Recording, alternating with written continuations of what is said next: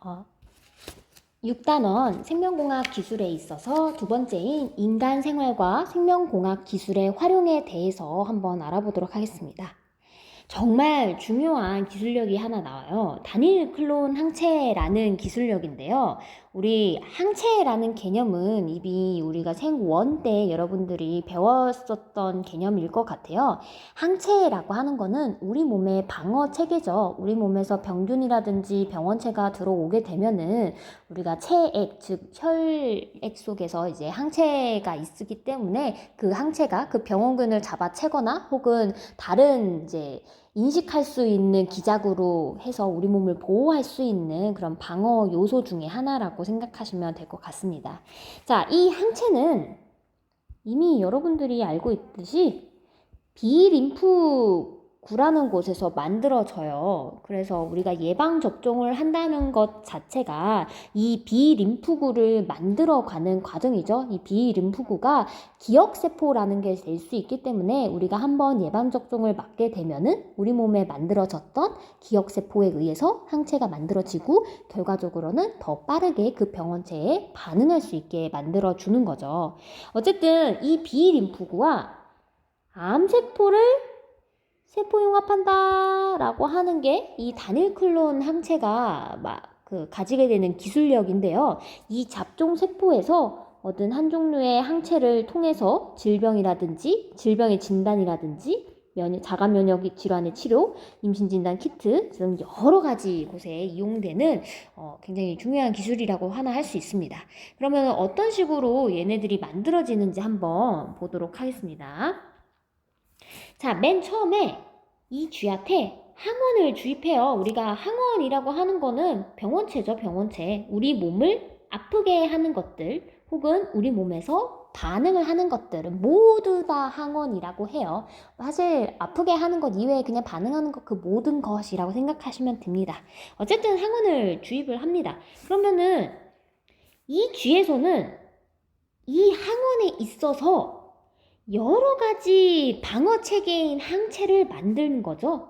우리 여기 요거를 뭐라고 부르냐면은 혈액에서 뽑은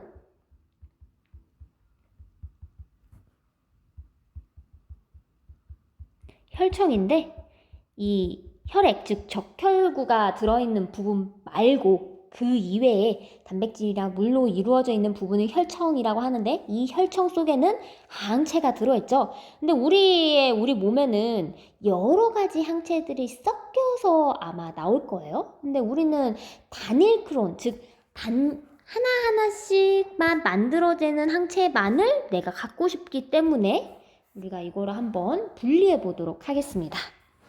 자, 이 쥐한테 항원을 주입했으니까 이 쥐는 이미 이 항원에 대해서 면역력의 기억을 갖고 있는 비림프구를 가지고 있을 거예요. 즉, 특정 항원에 대한 특정 항체를 만드는 림프구가 바로 이 비림프구인 거죠. 이 비림프구를 추출하는 겁니다. 이 비림프구를 추출을 해요. 그래서 이 비림프구를 추출을 한 걸 가지고 골수 암세포와 융합하는 거죠. 즉 비림프구와 골수암 세포를 합쳐버리는 거예요. 비림프구와 골수암 세포를 합쳐버리는 겁니다. 요 세포를 뭐라고 하냐면 잡종세포라고 불러요. 우리가 이게 뭐 완벽한 개체로 형성이 되는 세포는 아니지만 비림프구의 성질도 띠고 있고 암세포의 성질도 띠고 있는 세포까지는 만들 수가 있거든요. 우리가 뭐 앞에서 이제 이전 시간에 선생님이 인간은 이렇게 세포 융합 잘 안 해요 라고 했었는데 개체 발생이 안 된다는 거지 이렇게 어떠한 기능을 섞어서 만들 정도의 수준으로는 세포 융합이 또 가능합니다. 그래서 이렇게 잡종세포를 만들어요. 그래서 이 잡종세포를 배양합니다. 그러면은 이제 세포를 만든 거잖아요. 세포를 만들었으니까 A 항체를만 만드는 림프구가 있을 테고 B 항체만 만드는 림프구가 있을 테고 C 항체만 만드는 림프구가 있을 거 아니에요? 왜냐면 하나의 림프구마다 하나의 항체만 만들 수 있기 때문에 이 세포들을 분리적으로 배양할 수만 있다면은 내가 얻게 되는 항체들도 단 한 종류의 항체만 얻을 수 있겠죠. 그렇게 해서 만든 것이 바로 단일 클론 항체입니다. 그래서 이걸 정리해 보면은 동물에서 추출한 B 림프구는 여러 종류이다. 여러 종류이므로 잡종 세포도 여러 종류이다. 요거를 분리하고 배양해서 단일 클론 항체를 채취하는 거죠. 자, 요 그림도 이제 단일 클론 항체를 생성하는 과정을 나타냈죠. 가에서 활용된 거 바로 세포 융합을 한 거죠. 세포 융합, 세포를 쫙 붙게 합니다. 그래서 잡종세포를 만들죠. 그래서 이와 같은 방법으로 가진 잡종세포의 특징을 간단하게 설명하고자 하는데 우리가 한번 표를 한번 만들어 봅시다. 자, 요 옆에다가 항체 생성, 수명, 선택 배지 요런 거에 있어서 B 림프구와 암세포와 잡종세포를 한번 비교해 보도록 합시다. 항체 생성, B 림프구는 항체를 생성할 수 있죠? 암세포는 불가합니다. 잡종세포는 융합했으니까 두 개의 성질을 둘 다 갖고 있으니까 만들 수 있다. 이 B 림프구는 10일 이내에 죽어요. 이 세포가 더 이상 살 수 없어요. 모든 세포는 항상 죽어야 합니다. 그래야지 새로운 세포가 만들어지기 때문에. 암세포가 무서운 이유는 얘가 안 죽어서 무서운 거예요, 여러분. 사실 암이 무서운 이유가 그 세포가 계속해서 끊임없이 분열을 하니까 내 몸에 쌓이게 되죠. 그게 문제가 되기 때문에 암세포가 위험한 거죠. 그래서 이 반영구적인 특징을 갖고 있죠.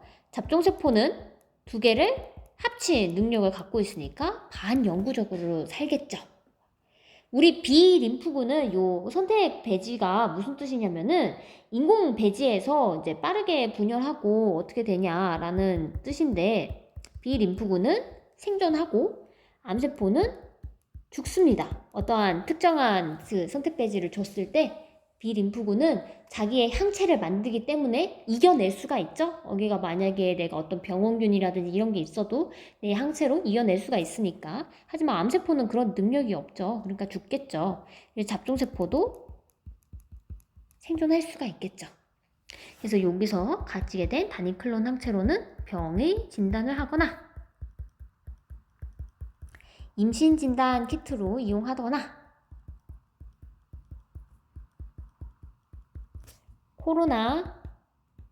코로나19 검사 키트로 이용한 것도 다 이런 단일 클론 항체를 이용해서 만든 거겠죠. 그럼 이런 방법으로 잡종세포의 특징을 적어보면은 항체를 생성할 수 있다. 항체를 생성하기도 하고 인공 배지에서 빠르게 분열하기도 하고 수명이 반영구적이기도 하다. 이러한 특징을 정리해 볼 수가 있겠죠. 아래에 있는 내용은 단일 클론 항체를 이용한 암 치료 방법인데 우리 항체는 항상 특이적인 부분을 인식할 수 있는 능력이 있어요. 그래서 항체의 특이적 반응이라고 하는데 이 항원 항체 반응이 가능하기 때문에 암세포에 있는 단백질 부분이 있으면 항체가 충분히 인식할 수 있다라는 소리예요. 그럼 만약에 암세포가 있다? 그 암세포를 인식하는 항체를 만들어서 그 항체가 그 암세포에 붙게 된다면은 그 암세포를 죽일 수 있다라는 거죠. 그래서 항암제의 부작용을 줄이고 치료 효과를 높일 수 있는 특징을 갖고 있다. 아직까지도 열심히 개발 중인 그런 하나의 분야라고 볼 수가 있습니다. 자, 그 다음에 유전자 치료에 대해서 마지막으로 설명하고 넘어가 보도록 할게요. 자, 유전자 치료는 무엇이냐면은 유전적으로 결합 있는 사람한테 정상 유전자 넣어줘 보겠다라는 소리예요. 그래서 이상 있는 유전자를 대체하거나 정상 단백질을 생성하게 하면은 건강해지겠죠? 이러한 방법들을 활용하는 건데 당연히 인간한테 쓰는 거니까 인간한테 조금 더 영향을 더 쉽게 주고 내가 좀 더 감염성을 높이게 하려면은 인간한테 주입할 수 있는 친구를 사용하겠죠? 그래서 여기서는 이제 바이러스 DNA를 운반체 DNA로 사용하는 겁니다. 이 운반체가 바이러스다. 즉, 이 바이러스 DNA가 벡터겠죠. 그래서 이 바이러스를 이 세포에 감염시킵니다. 바이러스를 감염시킨다. 그러면 내 DNA 속에 어떠한 정상적인 DNA를 가지고 있는 부분이 들어올 수밖에 없겠죠. 그래서 이 세포를 배양을 해서 골수에 이식을 하면은 나한테 없었던 문제가 없는 세포들을 만들 수 있게 한다라는 게 유전자 치료의 방법이죠. 우리 그래서 가에서는 환자의 골수 세포에 정상 유전자가 도입이 된다. 맞죠? 새로 이제 정상적인 유전자를 바이러스 DNA를 통해서 우리가 넣게 되는 거죠. A가 같은 유전병을 앓는 다른 환자에게 제공할 수 있다. 우리 같은 유전병을 앓는 다른 환자라고 했었잖아요. 이거는 내 유전 정보를 활용하는 거죠. 만약에 다른 환자한테 내 유전 정보를 넣게 되면은 내 몸게 아니기 때문에 그 사람은 격렬한 면역 거부 반응이 일어나요. 그러니까 무조건 내 세포를 통해서 내가 넣을 거면은 나한테서 끝내야 된다라는 거죠. 그래서 no. 서로 다른 유전 정보이기 때문에 다른 사람한테 넣을 수가 없다. 그래서 내 거 꺼내서 내가 쓰는 거예요. 유전 치료의 효과는 다음 세대에도 나타난다. 이게 아니에요. 여러분들 이게 무슨 뜻이냐면은 골수 세포는 체세포입니다. 체세포. 여러분 얘네 생식세포가 아니에요. 생식세포는 우리 몸에서 난자, 정자 이게 끝이에요. 그러니까 즉 난소나 정소에서밖에 생식세포를 만들어내지 못합니다. 그래서 환자의 생식세포에는 계속해서 이상 유전자가 존재한다라는 소리예요. 우리 환자의 생식세포 자체를 바꾼 게 아니라 그 사람의 체세포를 바꿔서 조금 더 건강한 단백질이 계속해서 만들어질 수 있도록 한 게 유전자 치료이기 때문에 다음 세대에 태어났을 때는 생식세포에 저장되어 있었던 원래 안 좋았던 DNA가 물려주는 거라고 생각하면 됩니다. 여기서 하나 좀 안타까운 부분이 있는데요. 이 유전자 치료에 사용하는 친구가 바이러스라고 했죠. 유전자 치료 중 운반체로 사용되는 바이러스 DNA가 세포 증식과 관련된 유전자 주위에 삽입되어 암을 유발할 수도 있다라는 단점도 갖고 있다고 합니다.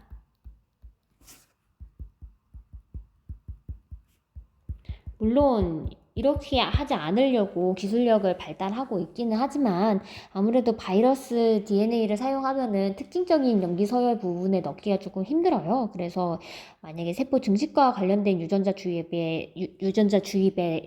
삽입하게 되면은 아무래도 계속해서 세포 증식을 하는 만큼 그 유전자도 계속해서 발현이 될 테기 때문에 암을 유발할 수 있다라는 치명적인 단점도 가지고 있습니다.